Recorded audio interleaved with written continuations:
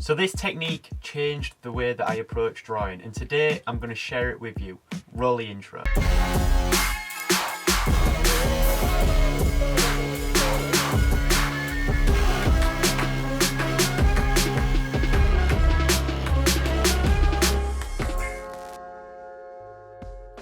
Hello everybody and welcome to this episode of the Draw Talk. In this one it's going to be quite interesting because I'm going to share with you a technique, or more or less a method to drawing that I started to apply when I was learning how to draw, and I believe that this actually helped push my artwork forward in regards to being able to create that realistic impression. So it might not apply and be useful to all of you, but it's something that definitely helped me when I was learning how to draw, and if it could be helpful for someone else then it's worth sharing, right? So through the process of learning how to draw, I realised what my strengths were and the things that I wasn't so good at, and one thing I always struggled with was shading. For some reason I could never shade realistically. I had trouble blending the pencil work together. It just looked off and didn't look quite good, and so it was really frustrating because everything else in the drawing looked okay. It was just the shading that kept throwing it off. It didn't look natural, and it was always one of them things that I just struggled with. And I mean, we all have the things that we're not so good at, and so I decided just to try and focus on the stronger areas in drawing. And one thing that I always was comfortable with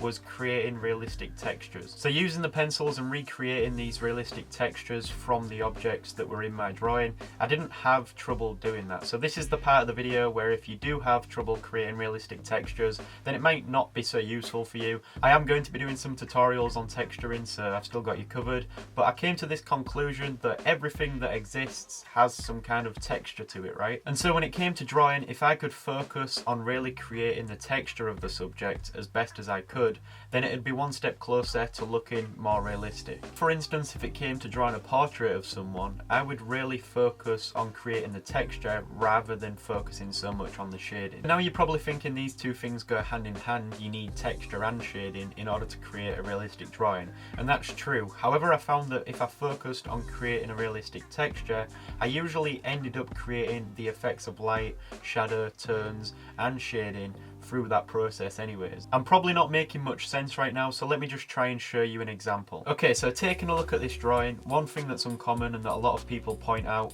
is the fact that I'm rendering the drawing fully as I go along. Rather than creating a preliminary sketch or working step by step, I'm really just creating those realistic textures right from the start. And so when I'm finished doing this, you'll see that the drawing is pretty much complete and there was no shading involved. And that's because I just naturally included it in the process of texturing. Looking at all of my work, you can see that the texture that I create has a strange kind of appearance to it because it's built up by all these different pencil marks. It adds character to the drawing, but it also still holds that realistic impression. To create these textures, most of the time it relies on the pressure you apply with the pencil and the marks that you create. It can be really tedious and you need to really observe what you are drawing, but in the end I think that the results are worth it.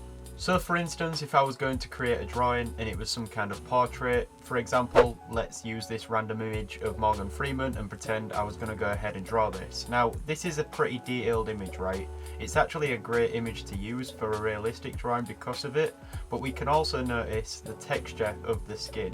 Zooming into his forehead here, you can really see the way it changes and interacts with the light source that's in the center. So what I would do is I'd start to focus on drawing that texture. Understand that it's built up of marks, and it's these marks that you just have to recreate on the paper. That's really the process behind the textures that I create in my own drawings. If you're really focusing on doing this, then when you get to the areas where there's perhaps some lighter shades, then just by changing the way you draw the texture, for instance maybe you're pressing lighter on the paper and creating lighter shades, then it will give that impression of shading through the texture anyways. So I told you this was going to be an interesting episode, but I suppose now the question arises of how you can go about creating these textures. Obviously over time through these drawing videos and these tutorials that I create, I can help you and give you as much advice as I can on the subject, show you different examples so that you can get comfortable and better at drawing yourself as well. So if you enjoyed this video, then please give it a like. I know that some of you might not have found this video as helpful or useful as others, but it's something that I wanted to bring up and talk about, and this is Draw Talk, so what better place is there to do it? Anyways, have yourself a great day. I'll see you in the next one.